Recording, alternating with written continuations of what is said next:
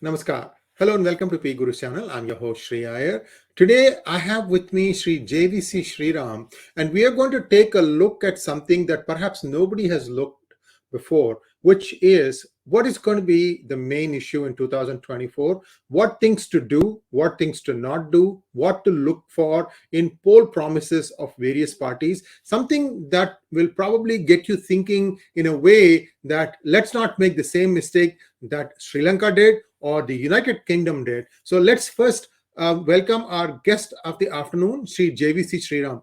JVC, namaskaram and welcome to PGurus channel. Namaskar, sir. It's my pleasure to join, sir. Please tell me, sir.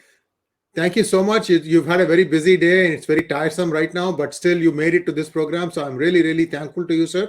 JVC, let us start. Thank you. Thank you. Let us start from United Kingdom. You know, Liz Truss came in with a lot of promises. And within a few weeks, things just completely went awry. The big problem that she had was that they were expecting something, but she ended up giving the impression that she was cutting taxes only for the ultra rich. And then from there, the bonds went up. There was a loss of credibility. Britain and US finance markets, credibility is their main USP. And when you lose that, everything goes tumbling down. So that's where things are now. And your take on what went wrong in UK, and then maybe you can say who you think might succeed her. Then we can take a look at this and apply it to India, especially to some of the promises that Congress made in the run-up to 2019. They may repeat again. So let's touch from UK and then go on to India. See, I think a week or so before, I've been probably analyzing quite a few things. And by Monday, I came to a conclusion that her days are being numbered. She would be probably the person who would serve the least number of days or months as a prime minister. And I would squarely blame the Conservative Party delegates, because what Liz Truss came out was a plan which she gave, which they debated. There was enough discourse which happened. It was not that she got elected within a week or 10 days. There were a couple of months, and first the MPs elected. After that, it went to the Conservative Party, Tory party's delegates, where there were 140,000 delegates, if I'm right. I don't know the exact number. And then she put her agenda on front, and the agenda was very clear. The agenda was she was going to cut $50 billion tax cuts. So insurance, she was putting her hand on everything, massive. And they knew pretty well the effect of this would be that the pound would tumble. And the pound did tumble. And she also had this chaotic parliament vote. And after that, the loyalists, she had placed them for a few key jobs. Our chancellor had to quit. And likewise, many have to go. So these are really, really unrealistic things which she promised. And this is what happens when you have probably a little bit of mature democracy. Because when I say a little bit of mature democracy, at least they woke up a little early than later probably run amok on the system, and which did not happen. I think the pound getting pounded and the stock market stumbling and the economists making statements made all the difference. I'll just make one statement. Probably, I want to read that out so that, I don't get wrong. There was a Conservative Party MP who used the same words. I'm just searching for this word. Okay. He said the last few weeks in United Kingdom has been one horror story after the other. And Mr. Robert Alfin, who's a conservative lawmaker, made this statement. The government has looked like a libertarian, jihadist, and treated the whole country as kind of laboratory mice on which to carry out ultra free market experiments. Lamented, not a liberal, not a Labour MP. He was a Tory lawmaker, and he was making such statements, which means they realized the gravity of the situation in the first few weeks of she assuming the mantle of prime ministership. And I'm sorry to say that this is something which is terribly, terribly disappointing. You may say whatever you want to say about United Kingdom, but still I have certain things, to look at probably positively about United Kingdom in comparison to other ruled countries. Like, America puts its foot anywhere. the country is destroyed. France puts his foot anywhere. Historically, I'm talking about, you look at a Kenya, you look at a Congo, you will know the difference. Congo was ruled by the French and Kenya was ruled by the Britishers. It is not that Kenya is a prosperous country, but compared to Congo, situations are much better. Okay. So the point which I'm trying to make is it's been a terrible, terrible disaster for Tories, for Truss, and better that they decided to get her out ASAP. And I think, when she made those statements day before yesterday that I'm not a quitter, all those kind of statements she made, right? So that probably reinforced that if we are going to let her rule, it's going to be disaster, and they came to a conclusion. I have my own doubts because you asked me a second question, so I am jumping into it. Before you have any questions, I could probably look into it. Who is going to become one? See, I think Rishi Sunak was, I don't know, amongst the candidates, he looked better with his agenda. He was realistic. He said this is not the time to cut taxes, because he also mentioned that United Kingdom is the only economy of the G7 which has not come back to the pre-COVID level. Almost all, in fact, not almost, every other country has come back to the pre-COVID level. But here, they've not even come back to the pre-COVID level, and we're talking about tax cut, we're talking about these kind of things which you normally do not do. And she talked about, less inflation, high growth. These things are not going to work at all. And I think, I wish Sunak comes, but something tells me that Sunak had all the right credentials. And when they were electing Truss, they knew pretty well that they were dating with danger. But still, why did they go ahead? When the lawmakers were in support of Rishi Sunak, why did they go? So, which means there was a bigger agenda or a different agenda which the Conservative Party delegates had. And that is the reason why Truss was elected. If that agenda continues, I don't want to name the agenda. It is obvious, and everybody would be in a position to understand as they speak. They may not let Rishi Sunak take over as the Prime Minister. And the other option would be that Boris Johnson may try to come in. Or, see, in politics, you always have one thing. The guy who says, I'm not interested, the guy who says, I'm not in the race, is always in the race. I'm talking about the Chancellor now, Jeremy Hunt. Okay. So he had presented a decent enough budget because he has thrown all those promises of Truss into the dustbin. And he had ran a couple of times for being the Tory party leader, and he had failed. Now that he doesn't have to run with the delegates, all he needs to do is manipulate. If Boris is not acceptable and Rishi is not required, is not needed, this is what they felt by many people, then I have a feeling that a guy who's saying, I'm not interested, I don't want, is reluctant, give him the premiership. That's how the politics works, right?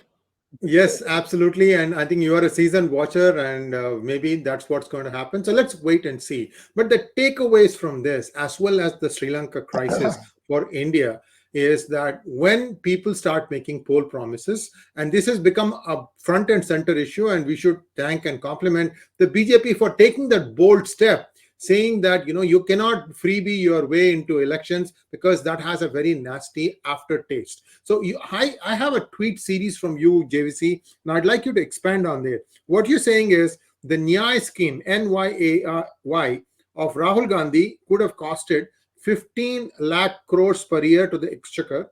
The total expenditure of the budget is 35 lakh rupees. So you're talking 45%. If he was elected, we would have become bankrupt by now. He has his cheerleaders, Raghuram Rajan, PC, and so on and so forth. But he himself is not capable of any serious thought. That is the thing that all the people know. So this was in 2019 poll promise, right, JVC? Do you think they'll go even more outrageous this time around? And what should the people, how should the people decide? This is right, this is not right. I think India was saved by Indians. In fact, that's what I put in the tweet itself. India was saved by Indians, because normally when a politician comes and tells you that 6,000 rupees I'm going to give you every month, no, invariably people, free money, free lunch, I would go for it. But Fortunately, that campaign was not reaching the rural interland. And because it didn't reach rural interland, and because we had a very strong leader in Narendra Modi, as a result of which we were able to save India from going bankrupt in 2019. Because let's understand one more thing, Mr. Iyer. Who on earth asked Chidambaram, because Chidambaram was kind of acting as a spokesperson for this 𝙒𝙖𝙦𝙦 scheme. As you said, Raghuram Rajan was acting as a kind of a spokesperson for this 𝙒𝙦 scheme. Nobody said, how is it going to be funded? Number one. Nobody talked about who is going to get the beneficiary. Now, because we have Jal Jeevan scheme, so we know how many rural households are there in the country, which is coming to 19 crore change.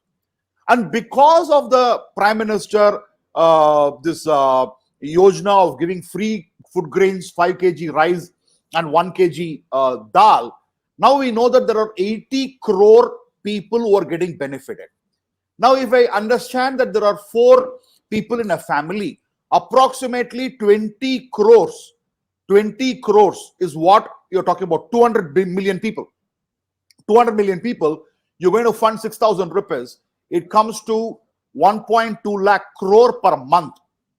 And if I add all the periphery, it will be 15 lakh crore per year.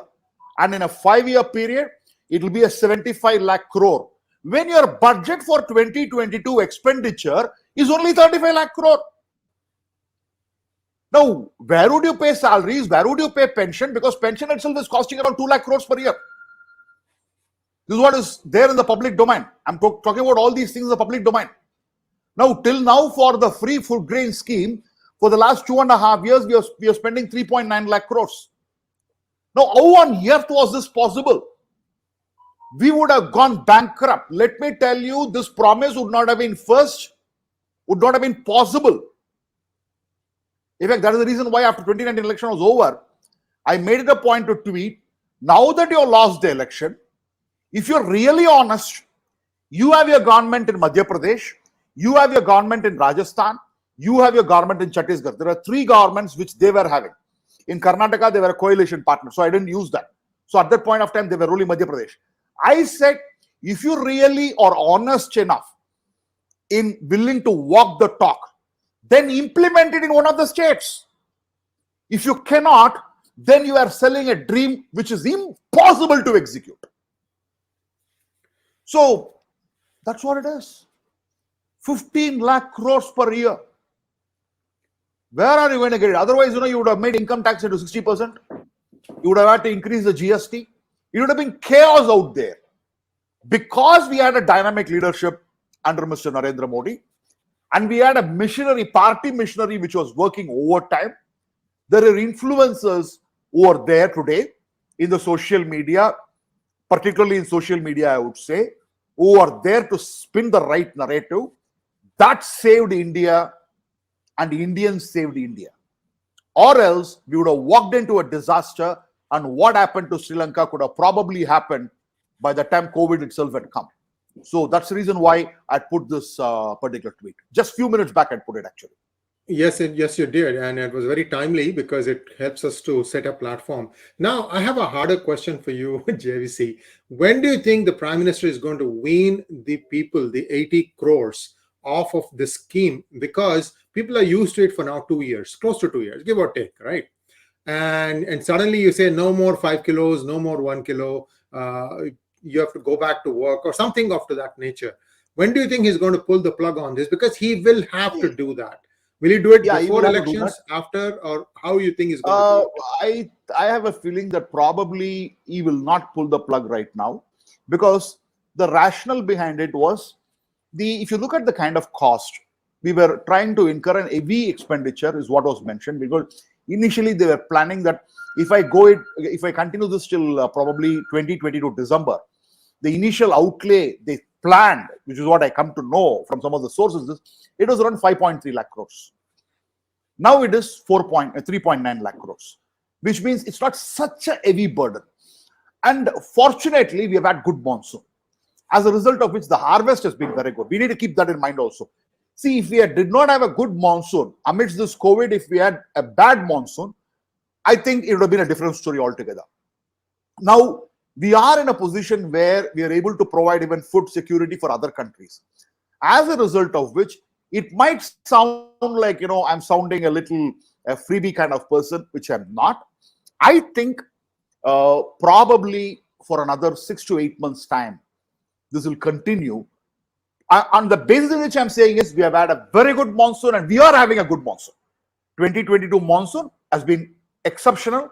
So as a result of which, I don't see this scheme coming to a grinding halt anytime soon.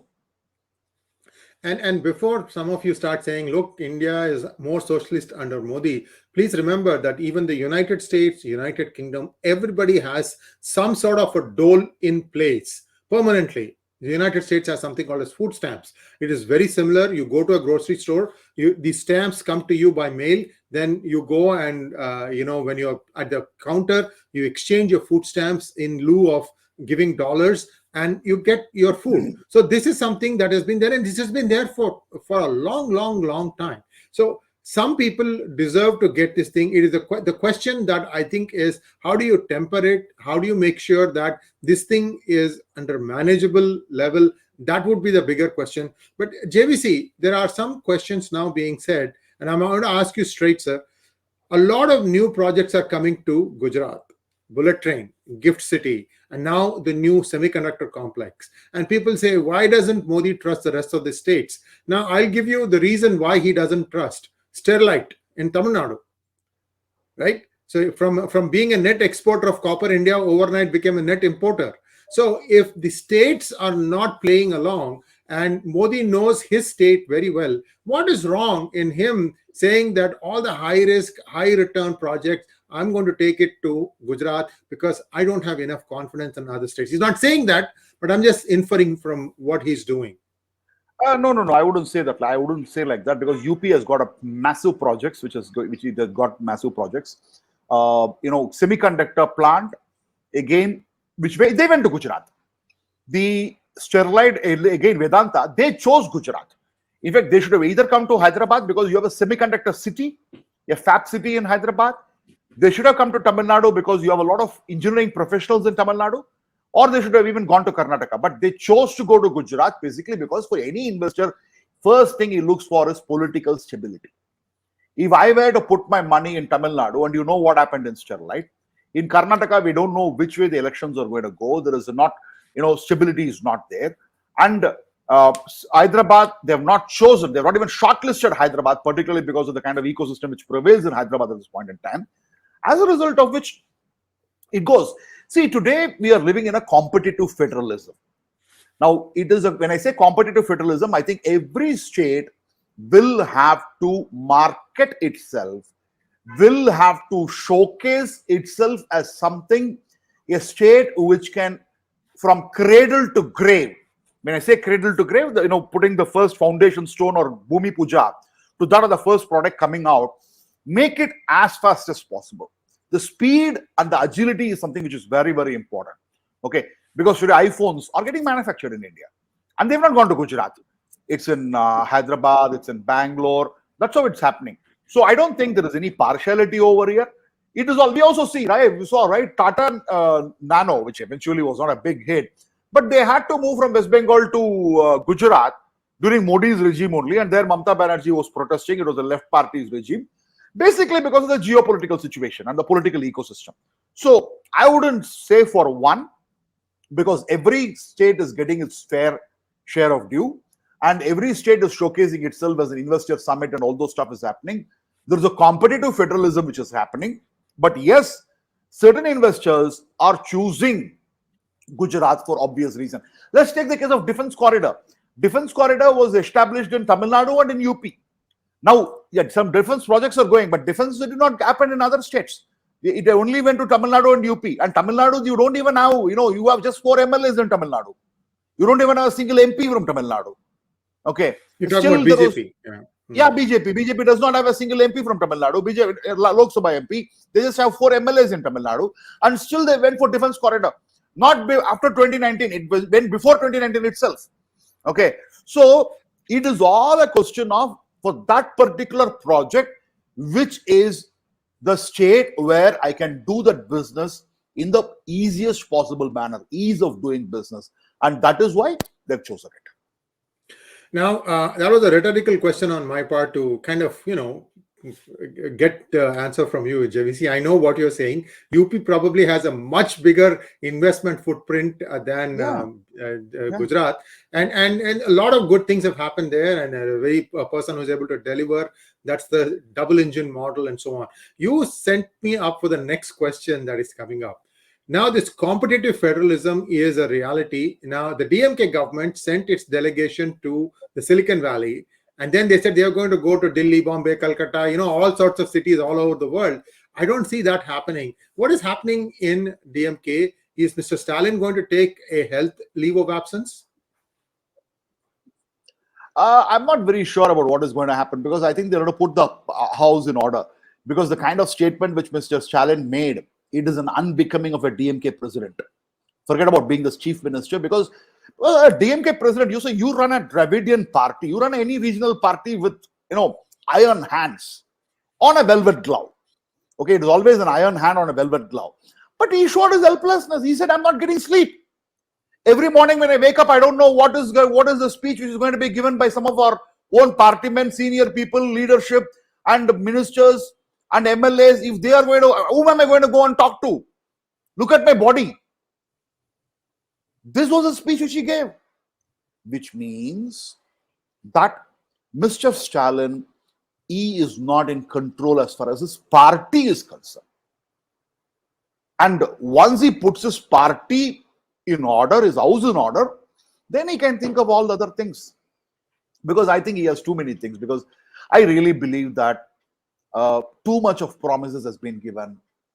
He knew pretty well that he could not have come to power. I'm going to reveal something very, very big to you, that over 63 constituencies, the margin of victory by DMK was less than the votes polled by either MNM or NTK or AMMK, which means 63 seats have been won by DMK alliance purely because of the vote cutting. They have not come to power on their own, even after giving all these promises.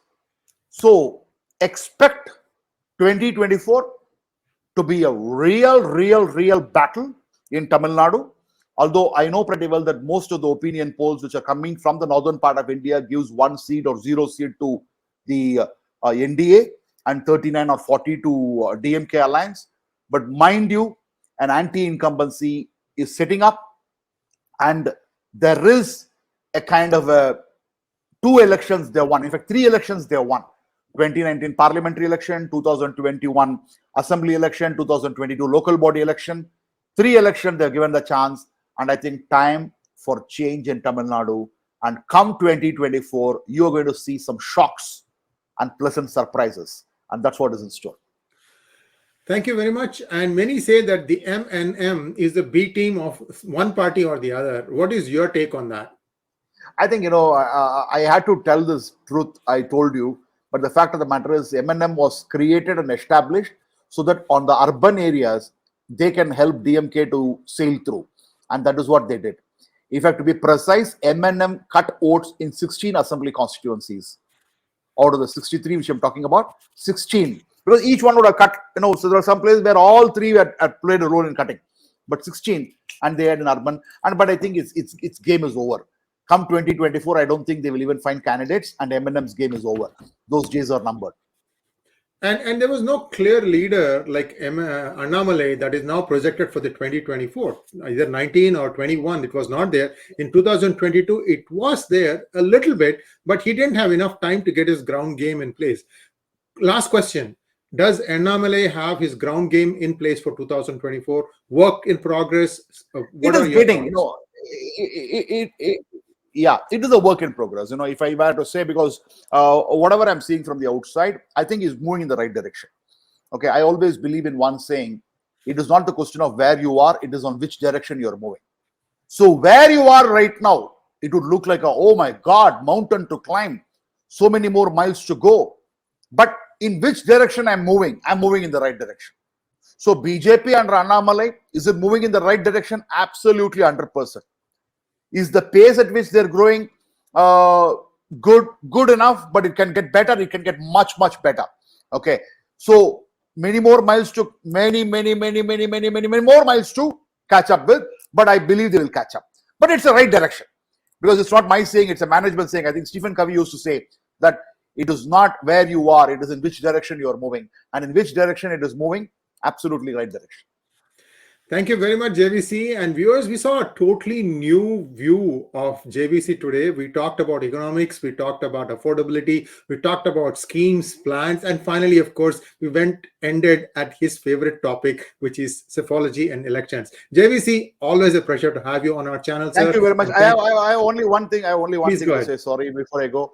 Because, see, the whole idea of whatever is happening in terms of food grain and whatever benefits which India is getting, even IMF and World Bank conference in Washington, the IMF director made it a point to say that India is a logistic marvel. The kind of delivery which is happening. So I think, another vice president, another deputy director, if I'm right, mentioned that we want to ally with India so that these things can be taken to the rest of the world. India is no more today that weak nation which was perceived by others. Today, we are a vibrant nation, a strong nation, moving towards becoming a developed nation very shortly. Thank you very much for this opportunity. Namaskar. Namaskar, and do like, share, and subscribe to our channel, and please click on the bell button for notifications. We would like JVC to come here with more of his new ideas. And JVC, you have a platform open for you. You come on our Tamil channel also. So thank you very much once again, sir. Namaskaram. Thank you. Namaskar.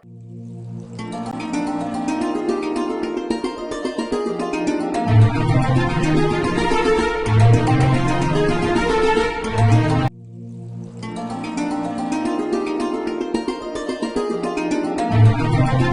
you.